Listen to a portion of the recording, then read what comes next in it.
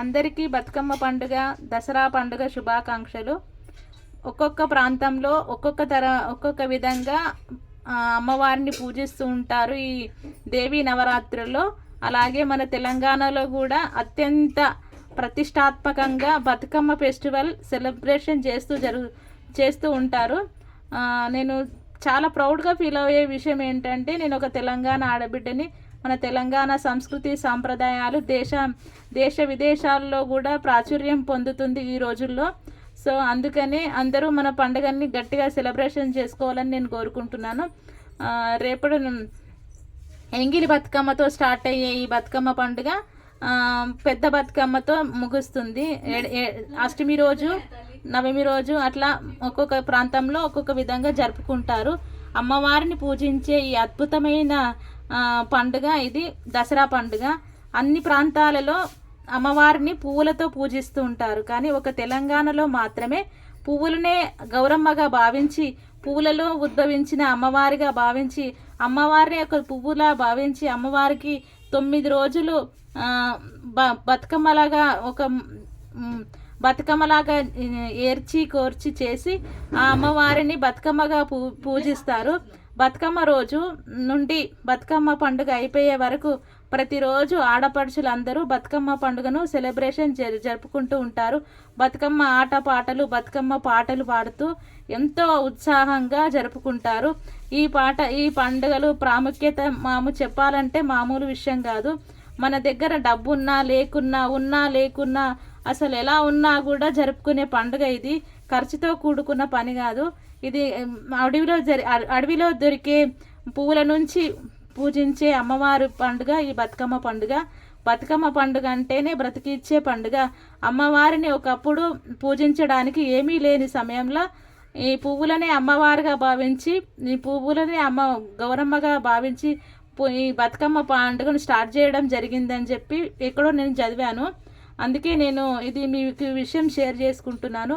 ప్రతి ఒక్కరూ బతుకమ్మ పండుగను గట్టిగా మంచిగా జరుపుకోవాలని, ఆ అమ్మవారి అనుగ్రహాన్ని ఎల్లవేళలా పొందాలని మనస్ఫూర్తిగా కోరుకుంటున్నాను. కొంతమంది అమ్మవారికి దేవీ నవరాత్రుల్లో 9 రోజులు 9 రకాల అవతారాలతో అమ్మవారిని పూజిస్తూ ఉంటారు. 9 రోజులు 9 రకాల అర్చనలు చేస్తూ ఉంటారు. అట్లానే 9 రకాల నైవేద్యాలు సమర్పిస్తూ ఉంటారు. ప్రతిరోజు చాలామంది దేవి అష్టోత్తర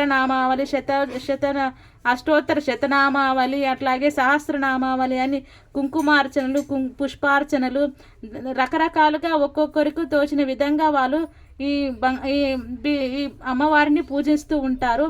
ఇలా పూజించడం వల్ల అమ్మవారి అనుగ్రహంతో పాటు అఖండమైన ఐశ్వర్య ప్రాప్తి, అఖండమైన శక్తి సంపదలు అన్నీ సమకూరుతాయని విశ్వాసంతో చేసుకుంటారు. అమ్మవారు అంటేనే ఆదిశక్తి స్వరూపము. ఆ మహిషాసుర మర్దిని ఎలాగైతే మహిషాసురుని సంహరించి ఈ లోకానికి అంతా సుభిక్షాన్ని కలిగించిందో, అలాగే మన బ్రతుకుల్లో ఉన్న సమస్త కష్టాలను తొలగించి సమస్తమైన శుభాలను అందించాలని ఆ అమ్మవారిని ప్రతిరోజు మేము భక్తి శ్రద్ధలతో పూజించుకోవాలని కోరుకుంటున్నాం. అమ్మవారు అంటేనే అమ్మ అంటేనే అమ్మవారు. ఈ సృష్టిలో అమ్మను మించిన దైవం లేదంటారు కదా. అమ్మవారు అంటేనే అమ్మ. అలాంటి అమ్మతో మనం గొప్ప పూజలు చేయకపోయినా, యజ్ఞయాగాదులు చేయకపోయినా మనస్ఫూర్తిగా అమ్మ అని మనం మొక్కినా చాలు అమ్మవారు అనుగ్రహిస్తారు. అంతటి గొప్ప మహిమాన్వితగలమైన తల్లి ఈ మన అమ్మవారు.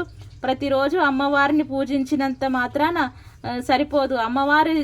అమ్మవారిలాగా ఎంతో ధైర్య సాహసాలతో కూడి ఉండడం చాలా అవసరం. ఈ రోజుల్లో చాలా అత్యాచారాలు, అన్యాయాలు జరుగుతున్నాయి. వాటన్నిటినీ అమ్మవారు చూస్తూ ఉంది. కానీ మనలోంచి ఆ శక్తి, మనలో కూడా అమ్మవారికి ఉన్నంత ధైర్య సాహసాలు ఉండాలని, మనం కూడా అమ్మవారిలాగా గొప్పగా ఎలాంటి అన్యాయాన్ని ఎదిరించగల శక్తి సామర్థ్యాలను అమ్మవారిని అనుగ్రహించాలని కోరుకుంటూ మనస్ఫూర్తిగా తెలియజేస్తున్నాను. అందరికీ దసరా పండుగ అండ్ బతుకమ్మ పండుగ శుభాకాంక్షలు. నా వీడియో నచ్చినట్టయితే లైక్ చేయండి, షేర్ చేయండి. ప్లీజ్ సబ్స్క్రైబ్ చేయడం మాత్రం మర్చిపోకండి. ఇలాంటి మంచి వీడియోలు ఇక మీదట ఇంకా చాలా నేను చేయాలని అనుకుంటున్నాను. మీ సహాయ సహకారాలు నాకు చాలా అవసరం. అందరికీ దసరా పండుగ శుభాకాంక్షలు.